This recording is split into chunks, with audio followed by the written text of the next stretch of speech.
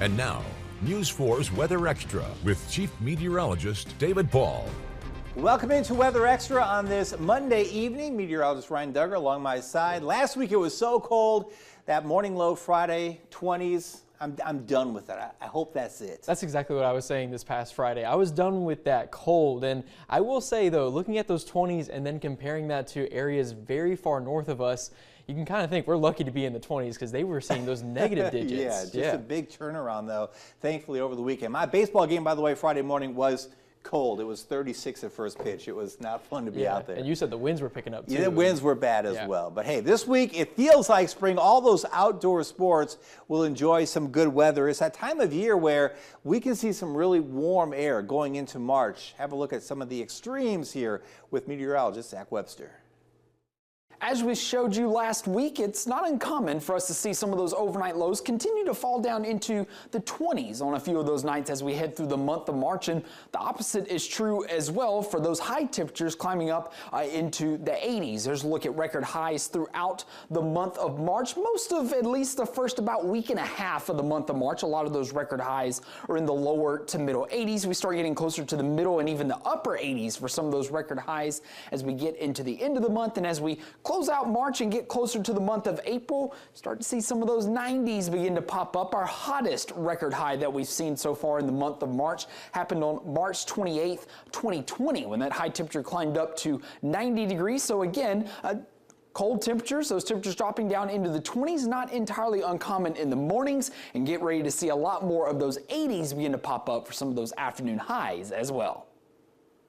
Very interesting. You can see that turn around the middle part of the month where you see these record highs go from the lower 80s to the upper 80s. So it's just a matter of time. That sun is getting stronger. The sun drives the climate. As that sun angle gets higher and higher, temperatures get warmer and warmer. Exactly. And we can look forward to when that sunshine is over the sky. I honestly like the better part of the day, like in the summer. It feels a lot brighter outside, so I am looking forward to that for sure. Yeah, longer days too with each day that goes on by. And by the way, the time change is coming up a week from Sunday, so it won't be too long. All right, we can enjoy some warm air this week. Here's the 6 to 10 day temperature outlook, and you can tell most of the country, after being so cold last week, will be above normal as we get towards the first week of March. And Ryan, the second week of March looks pretty warm as well. Here's the outlook for the secondary period here. If I can get my graphics to punch over, maybe need some help. Yeah, maybe I can help you out with that. Here we go. Yeah, the next week, there it is,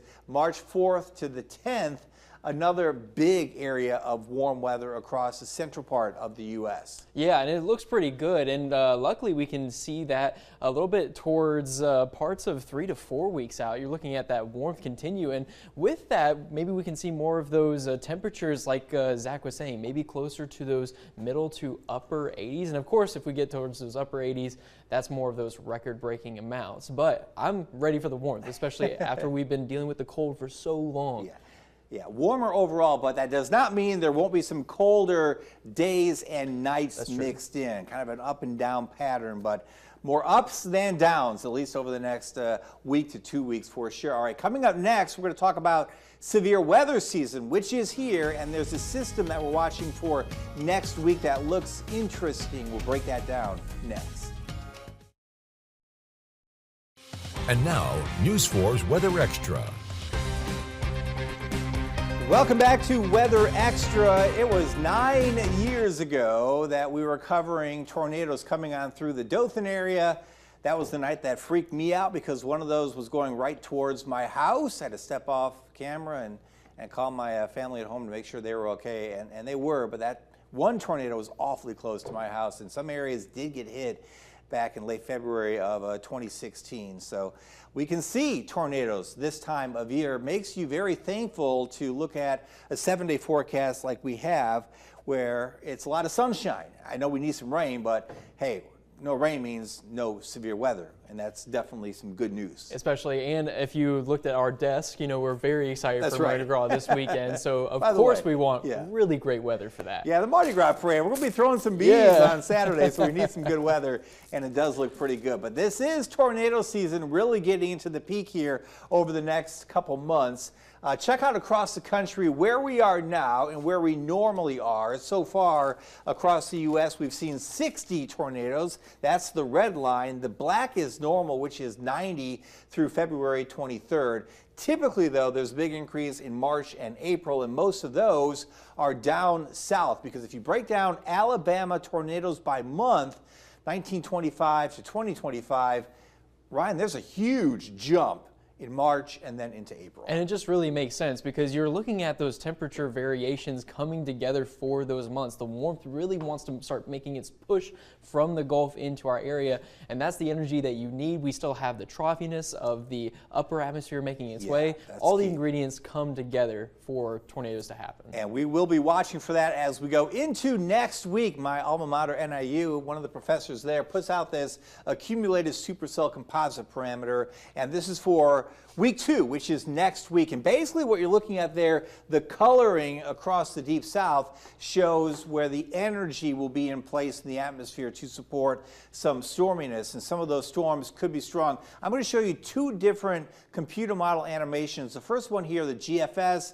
The GFS model, Ryan, it's not great, right? Yeah, and I mean, we've run into that watching the GFS as well. You know, it sometimes hits the mark, other times, like now, it's, you know, just not picking up like we need it to. Yes, this model keeps that upper level energy over the Rockies come next Wednesday. Let me show you the European model, which does a better chance.